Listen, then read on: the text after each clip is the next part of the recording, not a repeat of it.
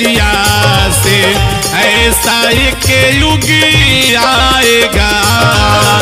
राम जी क्यों कहे सिया से ऐसा एक युग आएगा। काम करेगा धोती वाला, काम करेगा धोती वाला, टोपी वाला खाएगा।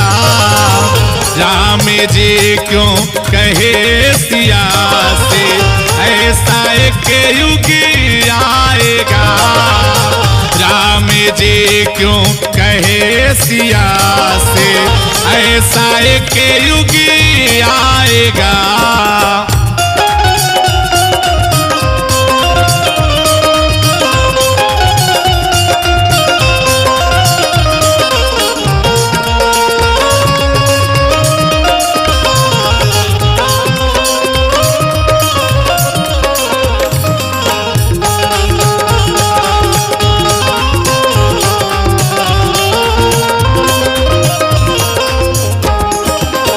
झूठ का होगा बोलबाला, सत्य मुँह लटकाएगा।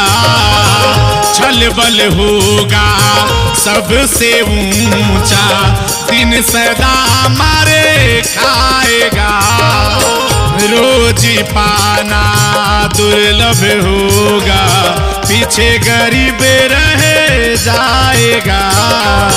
जिसके हाथ में होगी दौलत, जिसके हाथ में होगी दौलत, घुसे वही दे पाएगा।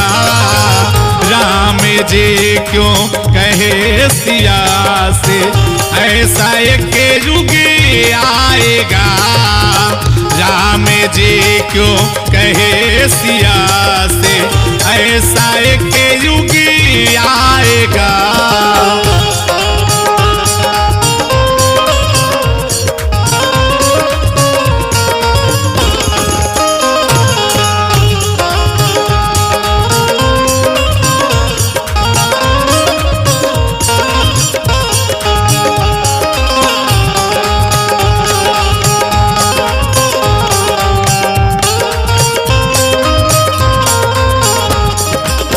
हर एक घर में मन का चलेगा, जो चाहे कर पाएगा। मन ही के कहने पर निज बुद्धि, राम नाम गुण गाएगा। राम राम कहे आयु बीतेगी, राम समझ नहीं आएगा।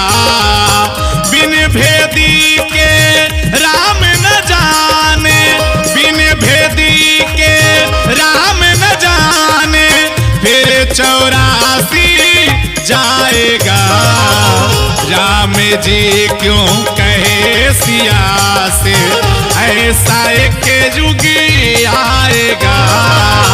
राम जी क्यों कहे सिया से ऐसा एक युग आएगा।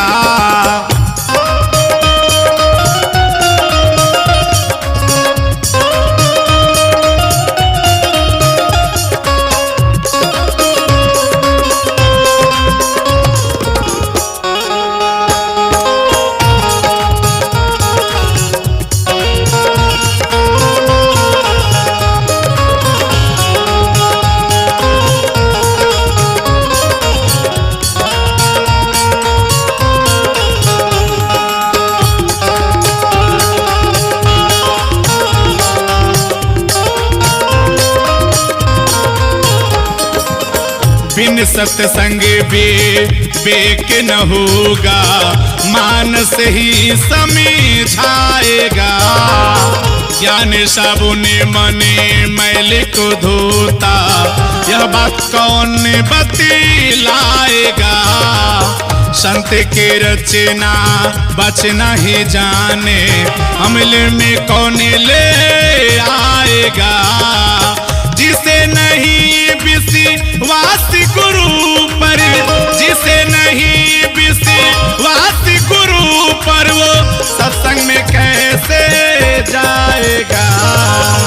राम जी क्यों कहे सिया से ऐसा एक युगी आएगा। काम करेगा धोती वाला, काम करेगा धोती वाला, टोपी वाला खाएगा। राम जी क्यों कहे सिया से ऐसा एक युगी आएगा। राम जी क्यों कहे सिया से ऐसा एक युगी आएगा। राम जी क्यों